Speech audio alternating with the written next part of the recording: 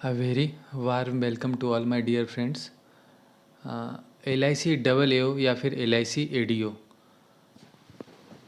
दोनों में insurance awareness topic काफ़ी महत्वपूर्ण है। और जितने भी एस्पिरेंट हैं डबल ए या फिर ADO के, उनके मन में कहीं ना कहीं सवाल है इंश्योरेंस अवेयरनेस को लेकर। प्रिपरेशन कहाँ से करें, कैसे करें, कितना करें और ऑथेंटिसिटी कितना है हमारे तैयारी का। क्योंकि कहीं भी प्रीवियस ईयर क्वेश्चंस आपको विथ एक्यूरेसी गारंटी नहीं मिलेगा, तो पता नहीं चल पाता है कि हम क्या तैयारी करें, कितना डेप्थ तक जाना है, कितना समय देना है इस टॉपिक में, और किस पे बिलीव करें, किस चैनल पे बिलीव करें, किस ऐप पे बिलीव करें। मैं आपको अपना self experience insurance awareness topic का बताने वाला हूँ।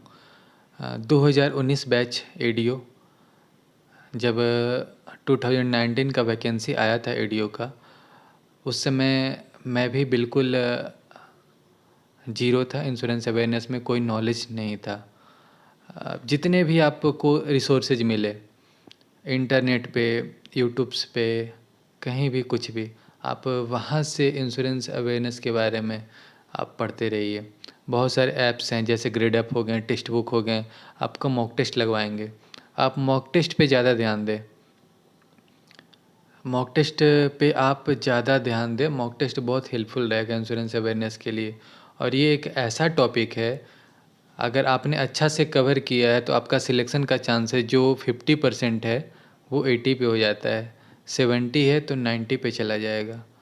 और आप बिल्कुल बहुत ही बाकी अदर सेक्शंस में आप अच्छा हैं, अच्छे परफॉर्मर हैं, अच्छे परफॉर्म करने वाले हैं, तो इंश्योरेंस अवेयरनेस अगर आप स्ट्रॉन्ग कर लेंगे तो सिलेक्शन 100 में 100% आपका हो सकता है।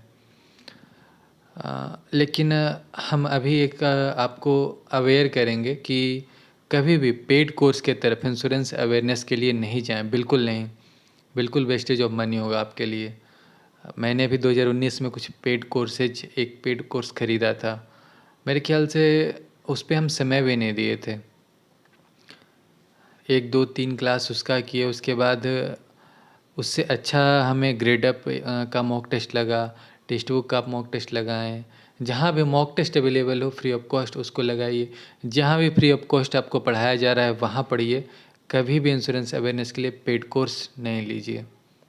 सबसे पहला सजेशन और सबसे बड़ा सजेशन मेरे लिए यही रहेगा, इंटरनेट से पढ़िए। बाकी कम से कम 1000 सब्सक्राइबर होने चाहिए हमें लाइव आने के लिए। तो मैं भी इंश्योरेंस अवेयरनेस का क्लास लूँगा, और मेरे पास जो एक्सपीरियंस है कहीं ना कहीं आपको हेल्प ज़रूर करेगा। क्योंकि हम बिल्कुल प्रिसाइजन को लेकर ज़्यादा आपके लिए समर्पित रहेंगे कि कहाँ से पढ़ना है, कितना पढ़ना है, कहाँ से, इन द सेंस कि कोई इंश्योरेंस अवेयरनेस का कोई आपको बुक नहीं मिलेगा। अगर बुक है, जो कि है, बुक है, बहुत सारे बुक है।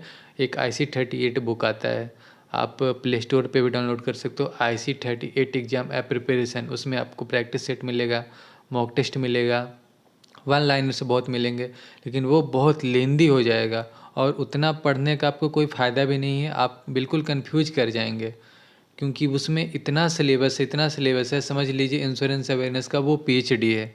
आपको PhD नहीं करना है, आपको इंश्योरेंस अवेयरनेस में मैट्रिकुलेट करना है या इंटरमीडिएट तक जाना है, वो PhD है IC38। बहुत सारी जगह आप IC38 सुन रहे हो, वो मैक्सिमम लेवल है।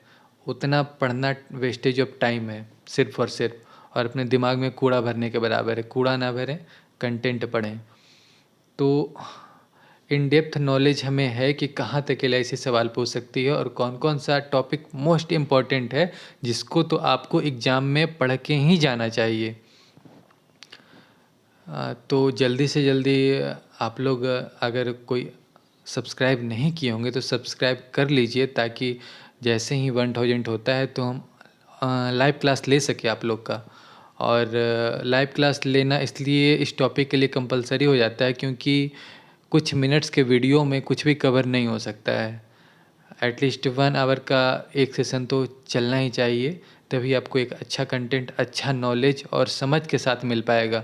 क्योंकि क्वेश्चन, एक ही क्वेश्चन 3 या 4 तरीके से बनाया जा सकता है इस फील्ड में, इंश्योरेंस टॉपिक में ईजिली एक ही टॉपिक और 4 तरीके से उस पर क्वेश्चन आ सकता है। तो जब तक आप समझेंगे नहीं, आप मॉक टेस्ट भी लगा लेंगे तो वही क्वेश्चन अगर एग्ज़ाम में आ गया, अलग तरीके से पूछ दिया, तो आप बिल्कुल ही गलत करके आएंगे, छोड़ कर आएंगे।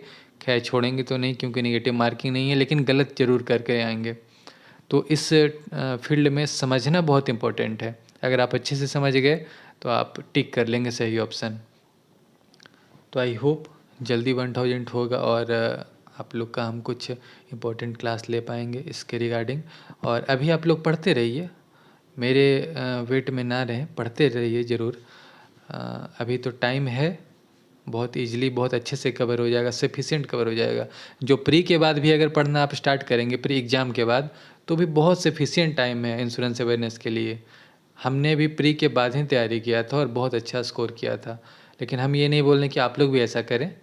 मेरी तरफ से एक राय है कि आप लोग अभी भी कर सकते हैं, स्ट्रांगली इसमें कूद सकते हैं। डबल के लिए भी है आप लोग को करना, एडीओ के लिए भी करना है, या फिर प्री के बाद भी आ सकते हैं। चाहे डबल का हो, एडीओ का हो, बड़ा टॉपिक नहीं है ये। 10 से 12 या 15 दिन मैक्सिमम 15 दिन कवर करने के लिए।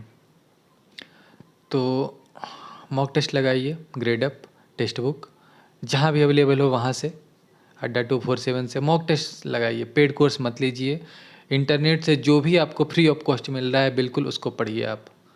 और IC38 जैसा कि हमने बताया आप डाउनलोड कर लीजिए, या फिर PDF आप डाउनलोड कर लीजिए, उसका इंटरनेट पे मिल जाएगा।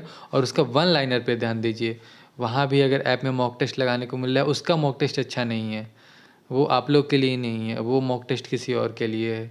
आप लोग as a candidate ADO double के लिए वो मॉक टेस्ट नहीं है आपका, या प्रैक्टिस सेट नहीं है उसमें। आप वन लाइनर पे उस पर ध्यान दीजिए, लेकिन वन लाइनर भी आपको समझ में नहीं आएगा पढ़ने से। आपको उसका कोई वीडियो या फिर कहीं से आप रिसर्च कीजिए गूगल पे कि ये है क्या। जैसे अंडर राइटर एक टर्म है इंश्योरेंस में, तो ये क्या है अंडर राइटर, क्या काम होता है अंडर राइटर का, अंडर राइटर मतलब है क्या। तो ये टर्म का सिर्फ डेफिनेशन याद नहीं करना है, अंडर राइटर को समझना है, अंडर राइटिंग को समझना है, असाइनमेंट को समझना है। बहुत सारे टर्मिनोलॉजी है और ये टर्मिनोलॉजी समझना पड़ेगा। एक ही टर्मिनोलॉजी से 3-3 4-4 क्वेश्चन बनेंगे।